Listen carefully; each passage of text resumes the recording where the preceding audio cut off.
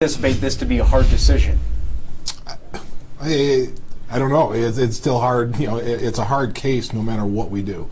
I think that's going to be, looking at it. There's, I gotten it from both sides in terms of, response from the public. I've gotten people saying, "Geez, why are we taking so long to charge them?" And I've gotten, "Hey, why even considering charges?" Kind of, and both sides of the spectrum I've heard from. So I think going into it, it's going to be hard because you're clearly not going to please somebody, a good portion of the population. I probably can't be concerned about that. I got to do what I think is right, and based on the law and the facts that are presented to me. Tell me more about some of the outreach you've heard from the community. I think you mentioned MLive. You're basically getting calls into the office. I'm sure you're getting emails. Facebook. Tell me more about sort of the flood of comments from the public. I mean, it just it tends to go in waves. It seems like there's it'll be a little bit quiet for a little while, then all of a sudden we get a bunch of phone calls in a row. I think the front desk has even mentioned sometimes it seems to me there's organized calls that they kind of have the same script. We've just gotten people, random people, whether it be calling, emailing, Facebook posts, whatever it may be. It comes from all over the country. I mean, Florida, Texas, Kansas. I got a letter from Kansas the other day. So you hear from, this is getting national attention, so you're getting, from all over the place, people want to weigh in. Fair to say this is the most feedback you've heard going into, your review of any criminal case? Yeah, probably going into a review. We've gotten a lot of, there's been other cases, and we've, it's part of the job to some extent. We've dealt with, big cases and national attention cases here before, but I think this probably is, probably before pre-charging or even us getting the case, this is probably the most we've ever gotten. I don't know if my number is correct, maybe you estimated like 200, close to 200 calls, or do you have an estimate of how many? I have 200 calls, maybe a day. I mean, I've had probably more than 200 calls since this all broke, if you will. Gotcha. Over that.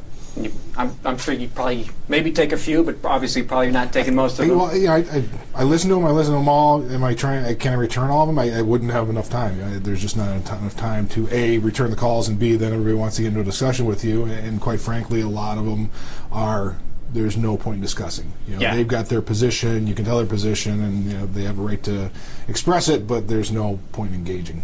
I think you have been quoted, and others have been quoted as saying it's anticipated you will get the case perhaps sometime next week. Is that inaccurate? I would anticipate that. That seems reasonable. And these cases take time. This is not taking any more time, any less time. The state police have been talking with them and in contact with them, and they're working on it. So, yeah, I would anticipate next week. And the next question is, well, then when your decision going to come? I don't know. I mean, that's always the next question is, well, geez, it's not going to be that day. I give, for an example, one of the videos that was shown, the dash cam. I know I got a copy of that, and so I know that's an hour and a half. Now, a lot of it is may not be stuff that we're actually going to use, but you don't know what's on there, so you got to kind of watch it because you don't want to miss something. So I don't know how many. There's a lot of other body cameras of people who showed up afterwards. I need to watch those too because things could be said, things could be seen. So on how long those cameras are, I don't know how long it's going to take after I get the case. Do you think there's a lot of pressure to get this investigation done as soon as possible?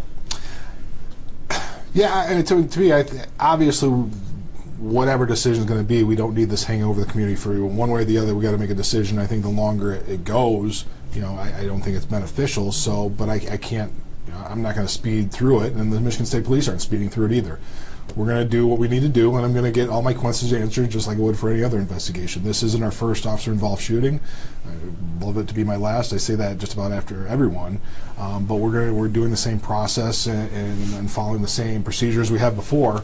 So we're going to, when I'm confident to make a decision, and that's what is going to happen. I'm not going to rush through it just because this is a focal case and probably more than usual. Do you think police releasing the video is compromising the investigation in any way? I was concerned about that. That's initially when it came out. By the time when they finally released it, and I appreciate it was delayed, that we got pretty much all the witnesses interviewed at that point in time. So I'm not as concerned about that as I was, at least, maybe there's, I don't know what's in there, maybe there's somebody, I'd like to, would have had interviewed before that, but as of this time, from who I thought, at least from my, just in the head, from what I saw, who should be interviewed, I think that should be taken care of, so that at least that's lessened. But it's always concern. I mean, that was my main concern is, making sure we get a clean investigation. People are saying what they saw, not what they saw combined with what they may have seen in a video that they would have never commented on.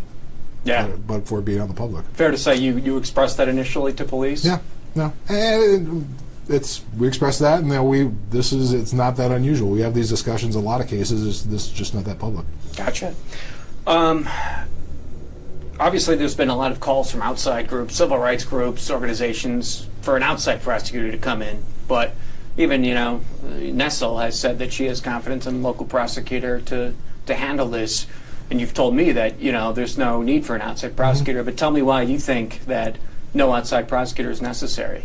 This is what we're elected to do. I mean, like I said, this is, I'm guessing, 10 officer-involved shootings, and there's never been really a pressure to do an outside prosecutor, other than if there's if I knew the officer, was friends with the officer, something like that, where that would lead to a conflict. We're elected just like the AG is elected. She's going to face the same pressures as we would.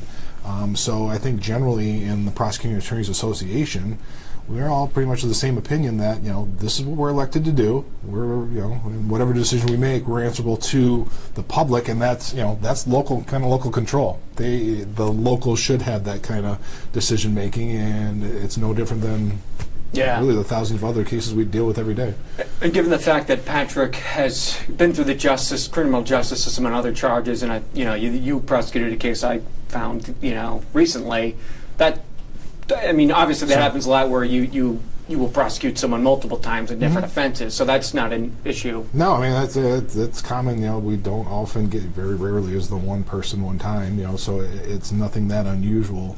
And I don't know if I've had obviously one of my assistants, so I was not even aware he came through this office. Just kind of interested when you do get the case. I mean, it's not just you, right? You're going to be working with a team.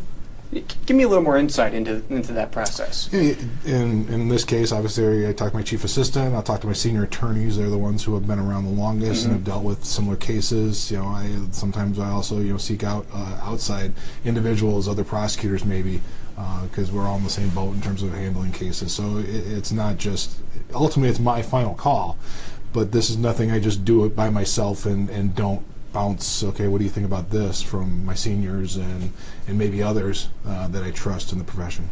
Back to Nassau, she has expressed publicly that, her office is standing by if you guys need help. Do you think, or do you anticipate you'll tap into those resources at the state level or even at DOJ? I doubt DOJ. I can't think of a case where we've ever involved the federal. It's a whole different system. So Sure. The AGs. I appreciate that. Now, if we do, I'll reach out. I can't imagine. I don't know what's an investigation, so I don't know what may turn up. We've never done it before. I can't think of a case where But if I need to reach out, I definitely will for assistance if there's something that they can help out with. Okay.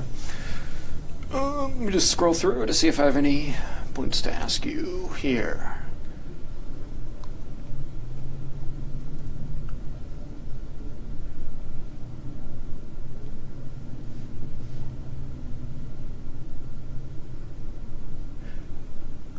I don't know if this gets too much in the weed of the investigation and what you're ultimately willing to talk about, but officially we don't know whether or not the officer has been interviewed as part of the investigation. My guess is he has been. Again, educated speculation there, but talk about whether or not he's interviewed or not, that could play a role in, when you look at the facts of the case and make an ultimate decision. That's probably getting a little bit close to the facts, so I'm going to stay away from that at that point in time. So I'll leave it right now, because then he is interviewed, that's going to be an issue, so I'm just going to stay away from that. Okay. And obviously, in any criminal investigation, if there are questions you have, right, additional questions, you'll certainly request that. Let's say if there are additional things you want to know from the officer, you could obviously bring him in and talk to him, or is that? I can. I mean, he's got the same rights as anybody else. So in terms of, I can request, in any investigation, we get this information from the state police, we can say, hey, can you follow up on X, Y, or Z, and have them go do whatever. Interview is possible. That is something we could do, but just like any other person that He can say, no, I don't want it. I give you a statement, or I haven't given you a statement. We can't force him. That's been some of the things that it's been out there in terms of, he's got 72 hours to give a statement. That's not the statement we use. There's called a Garrity statement. That's something the police department can use. It's a compelled statement. Okay, that's different from a normal, private individual. We can't compel anybody to give a statement, but for police purposes, in terms of their own internal investigation and how they maybe look at a case, so they can have access to what happened, the police can take a look at that. We can't have access to it, so it's a little bit different. They have different rights there. Gotcha. So any internal stuff? That's internal. We won't see, and we can't see it because that would contaminate our investigation. Because that's something he's compelled to do. Nobody's, and so that's very different. And GRPD can't share that. We can't share that. If we had somehow got it, that causes a whole kind of issues that would get the case tossed out. So that's a whole different system, and that's really a private statement that nobody gets access to. Interesting. All right. Any other quirks or things that are worth mentioning here? No, I mean I think that's maybe one of the biggest things is that why is there's a 72-hour thing, and that's different. That that's probably the biggest misapprehension about the public is we can't. That's a very different. He's got the same rights as anybody else to give a statement, not give a statement. That's up to him and his attorney. Okay.